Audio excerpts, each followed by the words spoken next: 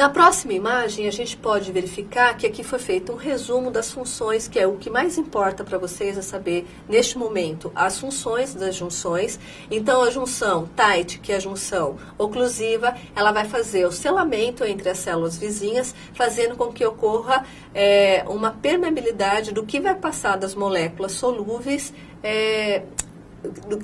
do que vai passar de moléculas entre as células. Tá? Então, vai fazer uma seleção de moléculas que vão passar entre as células. Então, a junção tight ou junção oclusiva, ela tem essa função de dar permeabilidade seletiva aos epitélios.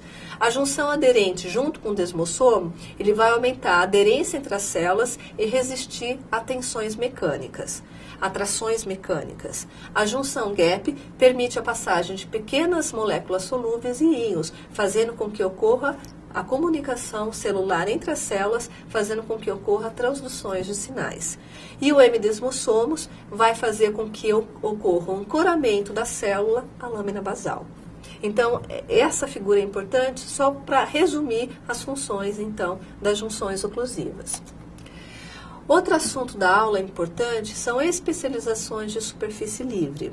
As especializações de superfície livre, como o mesmo nome já disse, vai estar localizado em que região do epitélio? Sempre no polo apical. Só vai ter especializações no polo apical das células. Todo epitélio vai ter especializações? Vocês vão ver que não são todos os epitélios. Mas os epitélios que tem podem ser de 3 tipos: microvílos, cílios e estereocílios.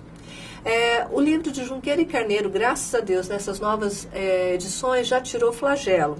Flagelo não é uma especialização de superfície livre, porque onde que eu tenho flagelo? Espermatozoide. Espermatozoide nem é epitélio. Então, quem tem as edições antigas, cuidado com flagelo, não deveria estar lá localizado. Nas edições já 10, 11ª, 12ª, já não consta mais flagelo nas especializações de superfície, tá? Então, vamos começar com microvílos. Microvilo, o que são? No polo apical das células, ocorrem umas elevações da membrana plasmática em formato de dedo de luva. Chegam a formato 300 microvílos no polo apical. O recheio, então tem citoplasma, claro, no recheio, mas o recheio principalmente vai ter filamentos de actina. Esses filamentos de actina, eles vão se aderir também aos filamentos de actina da junção aderente, tá? O que é muito importante que vocês guardem, que os filamentos de actina, além de formar o esqueleto dos microvílos, ajudar a formação da junção aderente, vai fazer também o formato da célula. Então, se a célula é cúbica, cilíndrica, pavimentosa, estrelada, quem é que dá esse formato? Com contribuição dos filamentos de actina. Mas os microvílos, então, são projeções em forma de dedo. Eles têm geralmente o mesmo tamanho, o mesmo diâmetro, e tem por fora a membrana plasmática e o recheio é filamento de actina. Filamento de actina é imóvel, não tem mobilidade. Então, os microvílos são imóveis. E para que servem os microvílos? Aumentar a superfície de absorção. Então, fica muito claro a gente entender aonde que vai ter microvilo. Epitélio intestinal, tá? Na microscopia de luz, eu consigo ver esses dedos de luva? Não, eu não consigo ver esses dedos de luva. Como a figura mostra, a gente consegue ver na figura esquerda abaixo, a gente consegue ver na microscopia eletrônica, que são os dedos de luva, todos no mesmo tamanho, mesmo diâmetro. A figura acima, que está corada em HE, a gente vê que tem uma borda mais delimitada. Essa borda mais delimitada, na aula de amanhã ou na aula... Essa borda mais delimitada, vocês vão ver na aula prática que ela é até refringente. O que significa isso? Ela é meio brilhante. E essa borda representa os microvílos. Então, na microscopia de luz, a gente não consegue ver o microvilo. A gente consegue ver o conjunto de microvílos, que recebe o nome de borda estriada, ou planula estriada, ou borda em escova, tá? Então, isso serve para quê? Para aumentar a superfície de absorção. Microvílos são imóveis e eles têm todos o mesmo tamanho, e na microscopia de luz a gente vai ver apenas uma região mais translúcida no polo apical desse epitélio. Na aula prática vai ficar mais claro isso. Os microvilos, gente, na figura à direita, a gente consegue ver que ele vai se prender na microscopia eletrônica de transmissão. Essa imagem é uma microscopia eletrônica de transmissão à direita. A gente consegue ver que esses filamentos de actina se amarram aqui embaixo na célula e formam uma trama, chamada trama terminal, que vai ancorar o quê? Formando a junção aderente. Tá? E do lado esquerdo da imagem eu tenho uma figura ilustrativa mostrando isso, e abaixo, é só para mostrar na microscopia eletrônica de transmissão, essa pequena foto abaixo à esquerda, é que mostra que todos os microvilos têm o mesmo tamanho. Então, como eles têm o mesmo tamanho, na microscopia, e são muito pequenininhos, né? Na microscopia de luz a gente só vê uma bordinha mais transparente na porção apical desse epitélio. E cílio? O cílio já é diferente do microvilo. O cílio, ele também são projeções da membrana plasmática no polo apical, lembrando que todas especializações de superfície livre é sempre no polo apical. Então, também tem umas projeções da membrana plasmática, só que eles são longos, são em menor quantidade do que no caso dos microvilos, e eu consigo diferenciar isso na microscopia de luz. Eu consigo diferenciar o microvilo dos cílios na microscopia de luz. E eu consigo ver cílios. Os cílios é como se fosse uma franja de cobertor. Imagina os cílios como se fosse uma franja de cobertor. Tem mais ou menos essa... A gente pode fazer esse paralelo. Já a borda em escova é aquele cobertor que não tem franja, mas tem uma bordinha. Tá? Então, seria essa a diferença. Então, seria aquela bordinha que é dobradinha assim. Então, a borda em escova, que é o conjunto de microvilos, seria aquela bordinha homogênea, e o cílio seria aquela franjinha de cobertor. Seria assim que a gente poderia ver. E o que é o esqueleto dos cílios? Então, dentro dos cílios, o que vai ter? Vai ter um outro componente do citoesqueleto, como eu falei, vale a pena ver no livro de biologia celular, que é chamado microtúbulo. E o microtúbulo vai formar 9 pares de microtúbulos externos, como a gente pode ver na imagem abaixo, da microscopia eletrônica, em corte transversal desses cílios. A gente consegue contar 9 pares de microtúbulos e 2 microtúbulos centrais. Isso é chamado axonema. Vocês precisam saber tudo isso na minha aula? Não, eu não vou cobrar isso. Mas por que eu estou falando isso? Porque esses microtúbulos vão estar aderidos a proteínas motoras.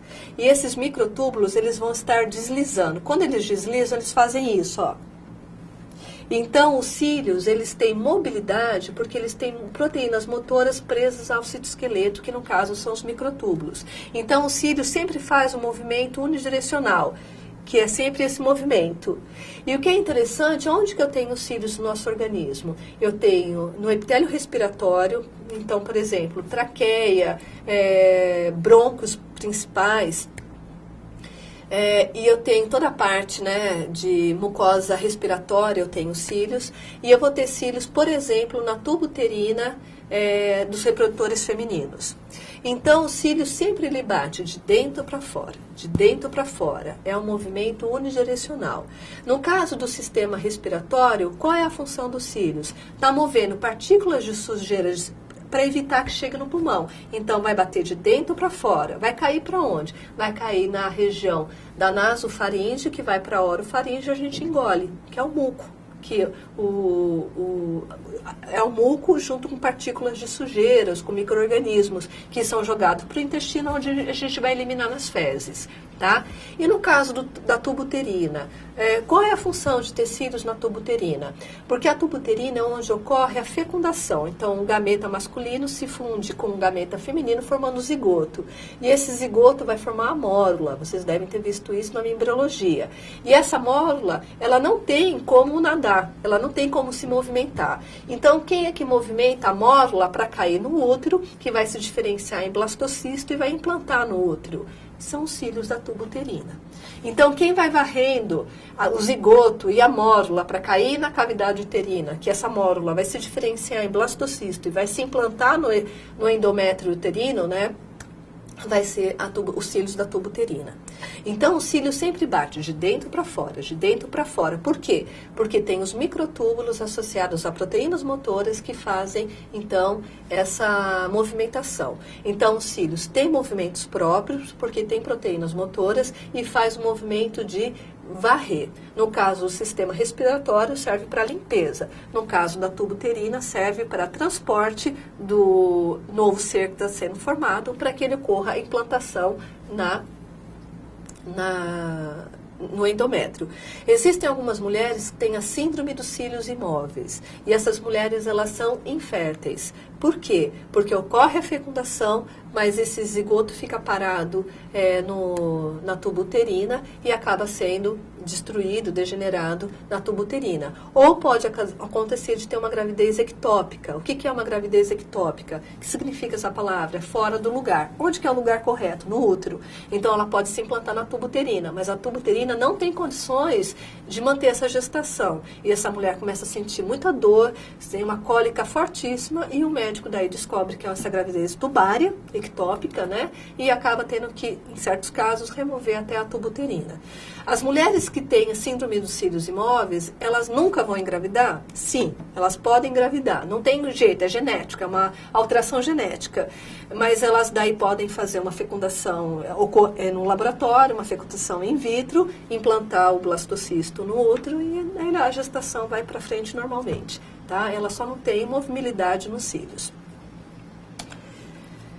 E estereocílios? Estereocílios também é uma especialização de superfície livre. Por que recebe esse nome? Estereocílios. Isso foi antes do advento da microscopia eletrônica. Observavam, já fizeram vários testes, né? E observavam que esses cílios eram imóveis. Então falavam, são cílios estéreos. São cílios que não se movem, são estéreos, estão parados lá. Só que, na verdade, depois com o advento da microscopia eletrônica de transmissão, observou-se que esses estereocílios não são cílios, são supermicrovílos. São microvílos enormes, grandes. E os microvílos, que são esses estereocílios, eles somente estão localizados no epidídimo, no reprodutor masculino, no órgão epidídimo. E qual é a função desses estereocílios? Também aumentar a superfície de absorção e secreção. Tá? Os estereocílios, a gente consegue ver que eles têm tamanhos diferentes na superfície apical, eles são em menor números também. Então, como se fosse uma franja que chegou uma criança e cortou alguns pedacinhos lá. Então, tem uns grandes e pequenininho, tem um grande e pequenininho, em menor quantidade. Tá? E só estão localizados no epidídimo. Mas a estrutura morfológica é a mesma de um microvilo. Então, ele aumenta a superfície de absorção e aumenta a superfície de secreção. Bom, a gente já viu as características gerais do epitélio, a gente já falou de algumas funções do epitélio, a gente já falou de lâmina basal, que é extremamente importante, falamos das junções celulares, falamos das especializações de membrana livre, superfície livre. Então, agora está na hora da gente fazer a classificação do epitélio de revestimento. Isso é importante que vocês entendam a diferença. Características gerais, o que significa? Eu olho aquele tecido e reconheço que ele é um epitélio de revestimento. Isso são as características gerais.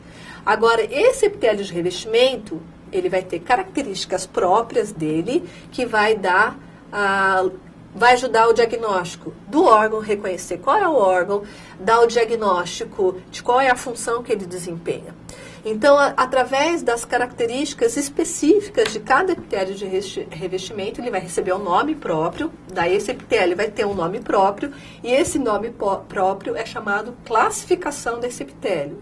Então, cuidado para vocês não confundirem classificação com características gerais. Lembrando que todos os tecidos vão ter suas características gerais, que no caso do epitélio, qual é a mais importante? Células justapostas, é um tecido avascular, as células estão organizadas em camadas, tem uma superfície livre, tem uma superfície que está aderida ao tecido conjuntivo, são formados camadas, tá? Então, isso é característica geral. Então, cobre sempre superfície, sempre vai estar numa região de superfície, vai ter uma superfície presa, uma superfície livre, que pode ser uma cavidade, que pode ser o meio externo, por exemplo. Diagnosticou que é epitélio? Qual é o nome desse epitélio? Como é que a gente vai dar um nome? Devido à classificação. Então, a classificação vai depender do número de camadas, que pode ser uma camada, vai ser classificado como epitélio simples. Se tiver apenas uma camada de células, epitélio simples. Se tiver duas ou mais camadas de células, vai ser epitélio estratificado. Então, se tiver uma camada, epitélio simples. Se tiver 2, 3, 4, 5, 20 camadas, epitélio estratificado. E também vai depender da forma da célula. A célula pode ser pavimentosa, cúbica ou cilíndrica. Mas, professora, e se o epitélio tiver várias camadas? Qual vai ser a camada que a gente vai classificar?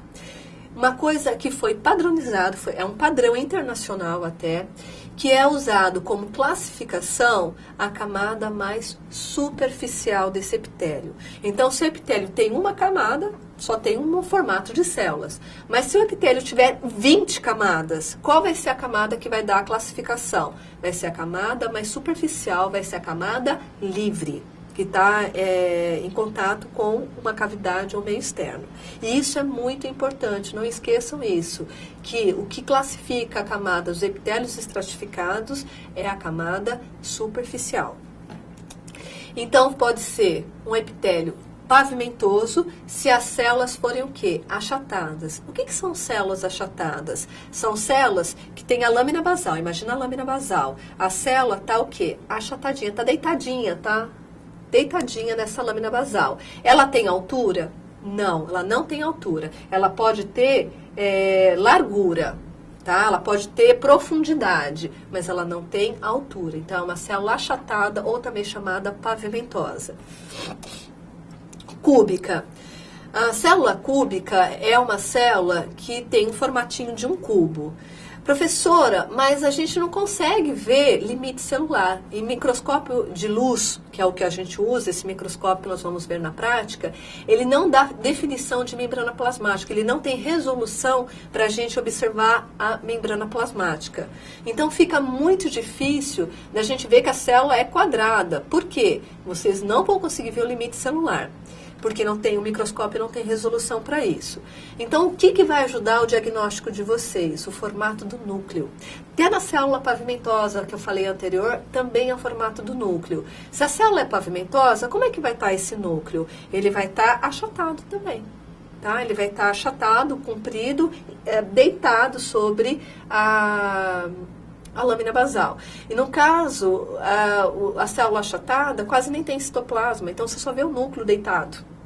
E no caso da célula cúbica? No caso da célula cúbica, o núcleo é redondo e a quantidade de citoplasma em volta do núcleo é muito importante, que vai ter uma quantidade de citoplasma apical igual mais ou menos a lateral e basal. Então, a quantidade de citoplasma que está em volta de um núcleo redondo vai ser homogênea. Isso infere que a célula é cúbica. Então, cuidado, sempre na hora de classificar os epitélios, observe a quantidade de citoplasma e o formato do núcleo, tá? E a célula colunar, cilíndrica ou prismática são mais ou menos sinônimos, a gente usa como sinônimos. Se a célula é colunar, imagina uma coluna. O que é maior?